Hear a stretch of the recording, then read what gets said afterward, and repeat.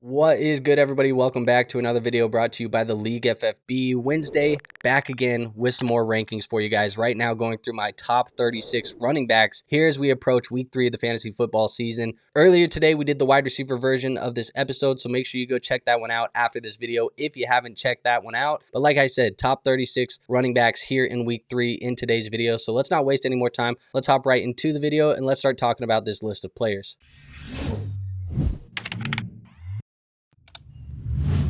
All right, so as you can see, 7 tiers in order to get through all 36 running backs here in today's video. As always, the tiers on the left are how I am viewing these players if you are plugging them into your lineup. So the guys at the top, obviously, we're viewing as elite running back ones here in week 3. And the guys at the bottom are just flex plays that I think you can sneak into your flex spot if you need a running back in your lineup this week. But let's just start it off in tier 1. We got 2 guys, and I don't think we've got to spend too much time on them. It's Bijan Robinson and Christian McCaffrey. The workload's insane. The matchups are solid. I think both of these players are top elite running back ones. Like I said, there's not too much to say about these guys. If you have them, you're playing them. They're elite running back ones. Let's go to the next tier, which is the high-end running back ones. I have 4 players in this tier, and there's definitely some matchups to talk about. I got Derrick Henry at 3, James Cook at 4, Saquon Barkley at 5, and Jahmyr Gibbs at 6. This tier is kind of filled with the Monday games and the Thursday games. You have Derrick Henry and Jahmyr Gibbs on Monday, Thursday, James Cook. And I think the Thursday matchup is a great matchup for James Cook to come in and give you a top 5 performance at the running back position this week.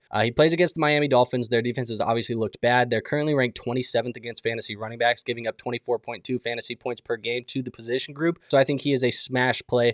And on Thursday, the Thursday games always are a little bit annoying. I do think he is going to have a pretty big day. Saquon Barkley gets a tough matchup against the Los Angeles Rams, who are ranked number 1 against running backs. I still think it's Saquon Barkley. You're playing him. You're plugging him into the lineup. But like I said, the matchup is a little bit tough, and I do think that that defense is a good run defense. So maybe temper the expectations just slightly. But at the end of the day, like I said, it's still Saquon Barkley. Jahmyr Gibbs gets a good matchup against the Baltimore Ravens. I say good, and that's kind of surprising because for the first 2 weeks of fantasy, this Ravens team is currently ranked 25th against fantasy running backs, allowing 23.8 fantasy points per game. So Jahmyr Gibbs should have an opportunity here this week to continue tacking on to his good start to the fantasy football season. It's maybe not been the best fantasy football start, but it's been a decent start. Maybe he can keep it rolling here this week. Let's go to tier 3. Tier 3 is a very interesting tier because I have 7 players in this tier for my low-end RB1s, getting us from the running back 7 through the running back 13. I do have Bucky Irving here, Jonathan Taylor, Devon Achane, Josh Jacobs, Javonte Williams, Travis Etienne, and Alvin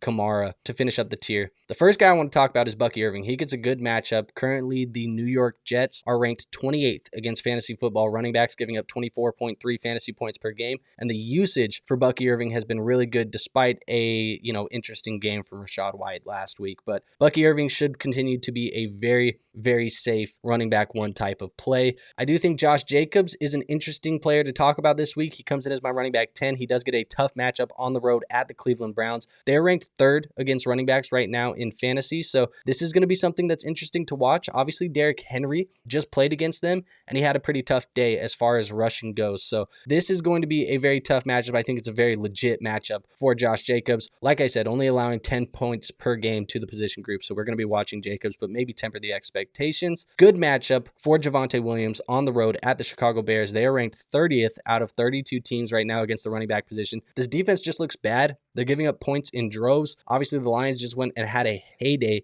and put up a ton of fantasy points on them, so it is probably skewing the data just slightly. But the Vikings also had a day where they put up some pretty decent points on them as well in the second half of that game. So Javonte Williams should be a pretty solid play in this week's slate, and I do think he can be a top 12 guy. Alvin Kamara is another player that I think has low-end RB1 potential. It hasn't been the greatest of starts for Kamara. Obviously, Juwan Jennings has been seeing a massive target share. Chris Olave has been seeing a massive target share. And some of the receptions haven't gone to Kamara. But I do think this is a good matchup at Seattle on the road. Right now, they're ranked 26th against fantasy running backs. And obviously, the Saints are going to have to throw the football still in this game as well. So giving up 23.9 fantasy points to the position, Kamara has a chance here to finish as a running back 1 in week 3. Let's go to tier 4 because tier 4 is as the safe RB2s, and I have 5 guys in this tier. It's going to be Chase Brown, Kenneth Walker III, Ashton, Jeanty, Breece Hall, and I do have Kyren Williams here in this tier as well. Chase Brown is a player that I've kind of talked about a little bit early on in this week in previous videos. He plays on the road at the Minnesota Vikings. It's a little bit of a tougher matchup, obviously, for him.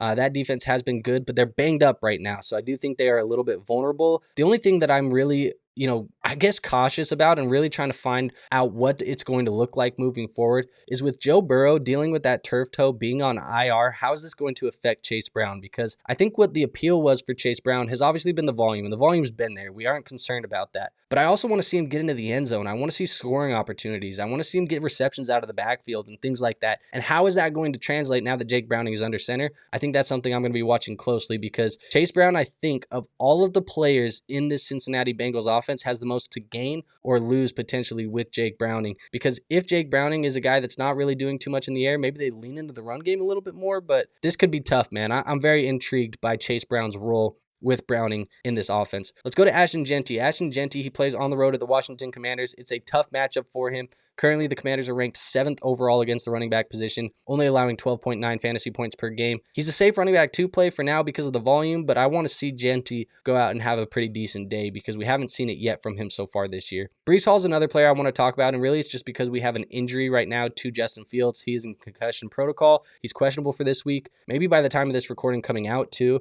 we have more information, but right now while I'm recording it, Justin Fields is still questionable, and I think that would impact this team just a little bit from an efficiency standpoint. So Breece Hall is somebody that I'm going to be watching. Let's go to the next tier. I want to go to tier 5 because tier 5 is a massive tier for me. I have 8 running backs in it, and it's the fringe running back 2s, and I think that's kind of where we're at right now this week. Is there's so many guys that could be a fringe running back 2, but there's not enough spots. So let's talk about Jordan Mason here. I got Jaylen Warren here. James Conner is another guy. 22, Chuba Hubbard. 23, DeAndre Swift. 24, Amarion Hampton. 25, Isaiah Pacheco, and I have one more guy sneaking in. 26, Tony Pollard. All of these guys are in consideration for that fringe running back 2 spot, I think by the end of the week. Jordan Mason's a guy I want to talk about because this is a good matchup on paper for him. Obviously, like I said in the wide receiver video, this is the backup quarterback versus the backup quarterback. J.J. McCarthy missing time, Joe Burrow missing time, it's Jake Browning and Carson Wentz. However, on paper, 26.1 fantasy points allowed by this Cincinnati defense that is ranked 29th in the NFL. Aaron Jones went to IR with a hamstring injury. It's going to be Jordan Mason time here in Minnesota. And if Carson Wentz struggles a little bit, they may lean into the run game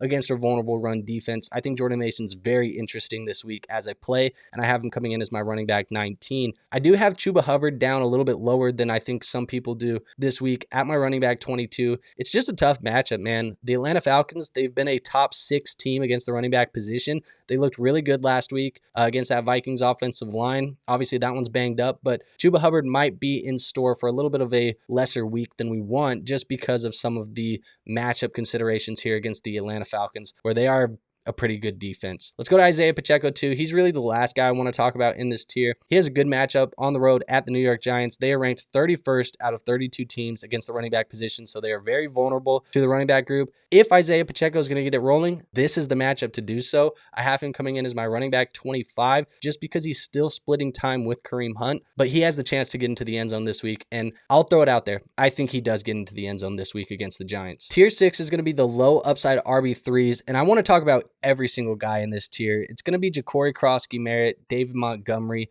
Ramondre Stevenson, and J.K. Dobbins. Those are the 4 players in this tier for me. We do have a bad matchup for JCM. Obviously, he is going to be stepping in and having a larger role this week with Austin Eckler, who has torn the Achilles. However, he's also potentially going to be without his starting quarterback, who is dealing with a knee injury. He's questionable right now. Jaden Daniels, obviously a big part of this offense. That can affect the efficiencies against the Las Vegas Raiders. And the Las Vegas Raiders are a bad matchup. They're ranked 4th against the running back position, currently only allowing 10.4 fantasy points per game to that running back group. So JCM, as excited as people are going to be to plug him into lineups this week, I think we should pause and take a break and really consider what is at stake here this week, because JCM, there's more things right now that I think are proving that this could be a potential tough matchup or a rough start for him than it is going to be one of those smash matchups that he's just, finally getting the workload. So I'm just going to say pause and take a breath with JCM because I'm not super confident in him this week with all of these things considered. David Montgomery gets that good matchup, like I said, against the Baltimore Ravens. It should be a shootout. David Montgomery is always going to be touchdown dependent. He's going to be touchdown dependent in this game as well, but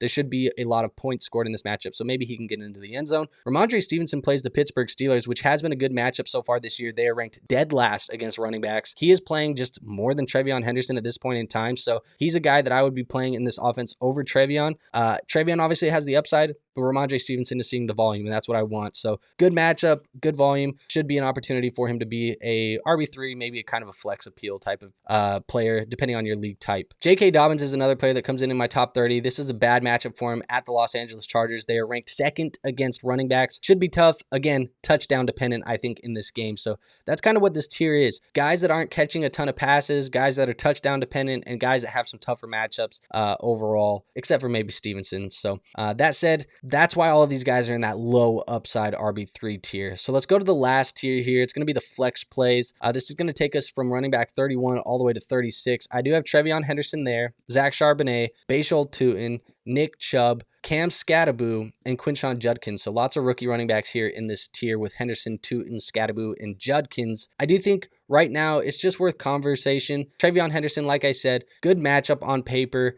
Should be a chance for him to get some big plays, but the workload just isn't there yet. So unless he does it in the receiving game, breaks off a big play, you're probably not going to be happy, and there's not a lot to look at over the first couple of weeks that gives you confidence in plugging him into your lineups as anything more than just a flex play. Bashal Tootin's interesting. I think the workload's still going to be a little bit more increased now that Tank Bigsby's out of town. The matchup doesn't give me anything, good or bad to really look at and have, any direction in which I should be playing him, but at the end of the day, I do think the workload's still there. It's just going to be a little bit hard to predict because the sample size is so small. Nick Chubb gets a tough matchup at the Jacksonville Jaguars. They are ranked 8th against running backs right now, and this offense is bad. The offensive line is bad. Nick Chubb doesn't catch a ton of passes. I think he's just a very unappealing play and is probably going to remain so for a good chunk of this season. So I'm not really too excited about Nick Chubb, really at all. I'm just being honest. And then Quinshon Judkins, the last guy that I really want to talk about. It's a tough matchup. I mean, he plays the Green Bay Packers, and their defense has looked as good as anybody in football right now. They're currently ranked 5th against running backs, only allowing 10.7 fantasy points per game. Judkins is going to be a little bit more involved, I think, this week, getting more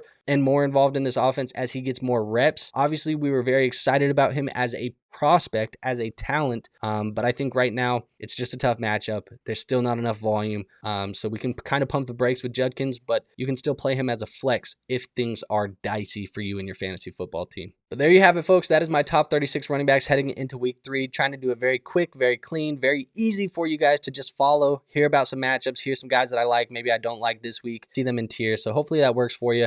As always, if you like the content, you found something informative, entertaining, actionable, you just skip through and saw the list. Do me the favor, at least before you jump out of here, hit the like button. It is the best free way to show this channel some support. So I would appreciate if you do that. Also, make sure you are subscribed because, like I said, we did drop the wide receiver version of this episode earlier today. You don't want to miss future content when it comes out on this channel, so make sure you're subscribed to the channel. That way you don't miss anything in the future. And last but not least, make sure you go join our free Discord. We do have a free Discord linked in the description, helping you guys with your fantasy football teams 24/7, 365. But with all of that being said, I have nothing else for you guys today, so I will see you on our next episode. But until then, peace out.